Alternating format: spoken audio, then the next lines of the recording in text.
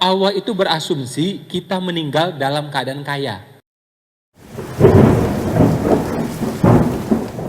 Jadi memang kita mesti berniat dan berikhtiar untuk kaya, betul nggak? Kalau bisa muda ngapain tua, bener nggak? Bapak ibu ya, mas-mas, mbak-mbak, percaya sama saya. Kalau namanya umroh, berhaji itu lebih enak kalau muda. Karena ibadah umroh, haji itu memang fisik beneran, oke? Ya banyak orang tua yang bisa, tapi kalau kita lebih muda, ya tentu lebih baik. Jadi karena itulah memang kita dianjurkan memang kuat dan kaya. Wah Mas Ipu, kalau semuanya kaya, ntar siapa yang miskin? Tenang aja, nggak usah dipikirin, pasti ada. Bener nggak? Yang penting yang miskinnya bukan kita. Itu kayak orang masuk neraka, ada nggak? Pasti ada. Yang penting apa? Bukan kita, bukan keluarga kita, bukan bangsa Indonesia. Bener nggak? Biar aja orang lain yang ngisi. Dan nggak usah khawatir. Nanti kalau kita semuanya soleh, masuk surga semua, nanti nerakanya kosong. Nggak perlu khawatir. Pasti ada yang ngisi. Dan kalau kita percaya pada takdirnya Allah gitu ya, coba buka nanti ya, surah tentang waris. Tentang apa? Waris ya, nanti cek sendiri sampai di rumah. Itu Allah bagi ya, warisan itu detail luar biasa. Ya, untuk saudara, untuk anak ya, anak laki-laki, anak perempuan, bahkan cucu, untuk ibu, untuk ayah, sampai ke nenek. Artinya apa? Allah itu berasumsi kita meninggal dalam keadaan kaya. Sehingga hartanya dibagi-bagi itu bisa gitu loh. Kalau hartanya cuma odol, panci, periuk, ini kan susah baginya gitu loh. Ya, apa mau dibagi? Atau hartanya cuma 500.000 ya, itu mau bagi susah baginya. Ya, jadi Allah itu berasumsi kita meninggal dalam keadaan kaya, sehingga enak dibagi-bagi di mana-mana semuanya. Dan menariknya ya, hukum waris itu dijelaskan pakai Al-Quran, bisa dipahami pakai Al-Quran, ya, tidak perlu pakai hadis. Ya, rata-rata semua hukum Allah itu dijelaskan pakai ayat dan hadis. Kalau warisan, ayat saja 90% bisa dipahami. Betul nggak? Kalau sholat itu pakai hadis. Karena berapa rakaat, berapa kali sehari, apa bacaannya, apa gerakannya, nggak ada semua tuh di ayat. Oke? Pakai hadis baru bisa paham. Pernikahan juga sama. Berhaji juga sama, berzakat juga sama, berpuasa juga sama. Ya, pantangan puasa tidak ada di Al-Quran, tidak ada di ayat. Adanya di hadis. Nah, kalau waris tadi, itu di Al-Quran 90% bisa terjelaskan. Nah, kalau kita memahami ini saja, kita tahu bahwa ya sebenarnya Allah berkehendak kita untuk kaya. Benar nggak? Lebih awal, lebih baik.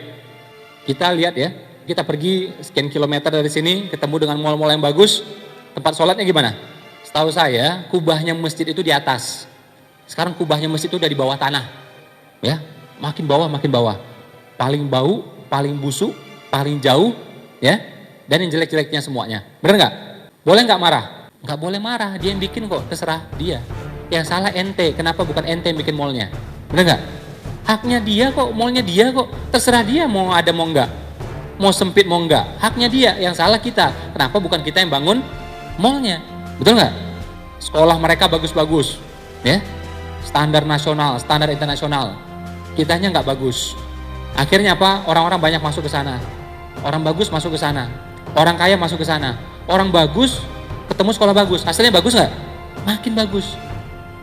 Boleh marah? Nggak boleh marah. Jadi dalam istilah saya, segala hal yang membuat kita tidak puas, jadikan itu ranah untuk berjuang. Ya, nggak usah marah-marah. Percuma. Saya paling capek tuh dengar orang yang mengatakan ya, wah ini konspirasi, ya konspirasi, ya apalagi konspirasi Wahyudi katanya macam-macam semuanya. Sering dengar kayak gituan? Sering banget. Itu omong kosong menurut saya. Kenapa? Bukan soal konspirasinya iya atau tidak. Saya bilangnya simpel aja. Adalah haknya mereka untuk ngadain konspirasi. Benar nggak? Kita nggak bisa larang. Haknya dia kok. Benar nggak? Yang salahnya kita. Kenapa kita begitu lemah sehingga termakan sama konspirasinya mereka? Benar nggak? Jadi salahnya di kita. Dan coba kalau kita pikir lebih lanjut, mana yang lebih hebat, mana yang lebih kuat? Apa-apa yang mereka konspirasikan atau apa-apa yang Allah dan Rasul wariskan untuk kita? Pasti lebih kuat apa-apa yang diwariskan Allah dan Rasul untuk kita ketimbang konspirasinya mereka. Itu satu alasan. Alasan kedua, ya, kita ini sudah ditakdirkan menjadi umat yang terbaik. Benar nggak? Ayatnya ada. Ya, jadi sudah takdirnya. Kita nggak mau pun udah takdirnya. Ya, jadi umat yang terbaik. Oke? Alasan yang ketiga, mereka punya rencana, oke? Allah punya rencana dan Allah sebaik-baiknya penyusun rencana. Artinya apa? Mereka punya rencana, tapi Allah punya rencana, dan rencana Allah lebih hebat. Sudahlah umat terbaik, oke? Punya rencana yang dari Allah langsung, tapi kok kalah juga. Artinya apa? Yang melaksanakan rencana ini yang ngaco, yang ngawur. Benar nggak? Sehingga akhirnya kalah dengan rencana orang lain. Jadi masalahnya di mana? Masalahnya tuh di kita, bukan di mana-mana, bukan di orang lain. Jadi berhentilah ngomong menyalah-nyalahkan keadaan, ngomong-ngomong konspirasi dan semuanya itu. Ya, yang harusnya kita mulai dari diri kita. Bagaimana kita menjadi lebih kuat semuanya. Lebih kuat apanya? Ilmunya. Apalagi? Imannya. Apalagi? Nafkahnya. Apalagi? Semuanya. Ya, apalagi laki-laki. Ada yang laki-laki di sini? Nah, kalau nanti ragu, nanti ke toilet dulu cek ya. Nah, oh iya benar Pak, laki-laki Pak ya. Nah, kalau laki-laki memang harus kuat semuanya. Ya, ilmunya, karena dia bahkan membimbing istrinya, anaknya. Namanya misalnya pendidikan anak. Pendidikan anak itu tanggung jawab siapa? Kalau ngomong tanggung jawab, itu tanggung jawab suami, tanggung jawab ayah. Karena apa? Laki-laki itu jadi imamnya. Ibaratnya perusahaan direkturnya, penanggung jawab ya dia. Penanggung jawab ya, tapi yang melakukan gak harus dia.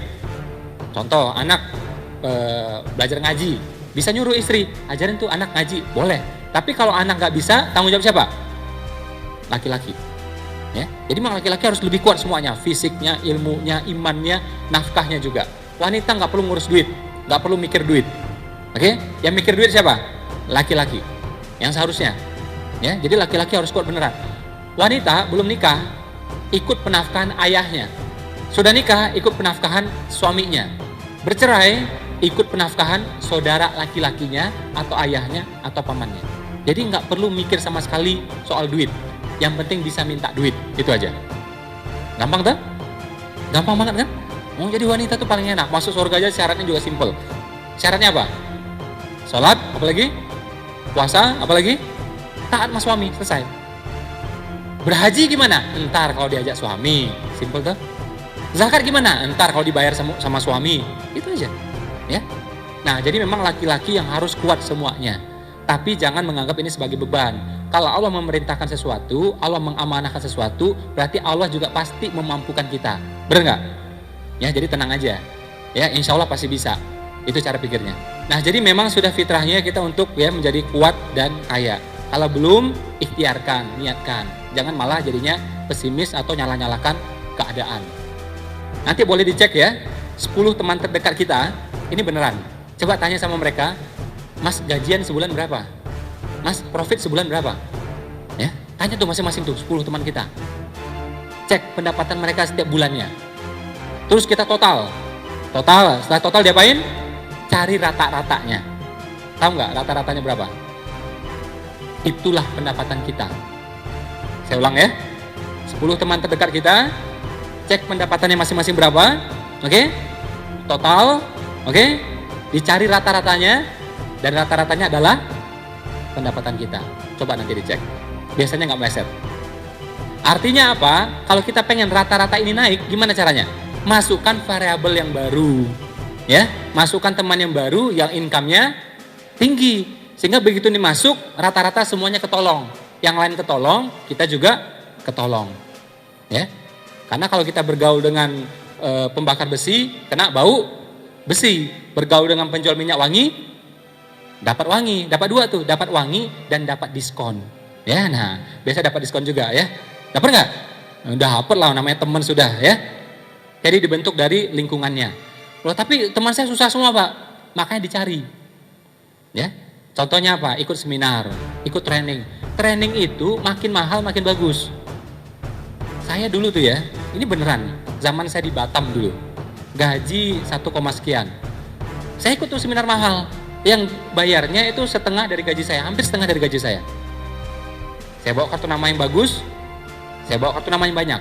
Saya ikut seminar itu. Pertanyaan saya, ada nggak orang miskin di dalamnya?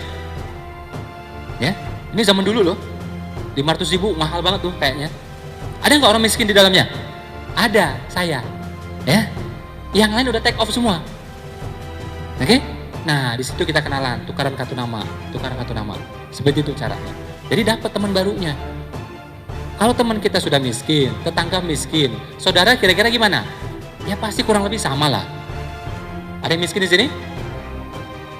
Nah, insya Allah nih udah lewat ya masa-masa miskinnya ya. Amin, alhamdulillah ya. Nah, jadi itu cara kita membentuk lingkungan.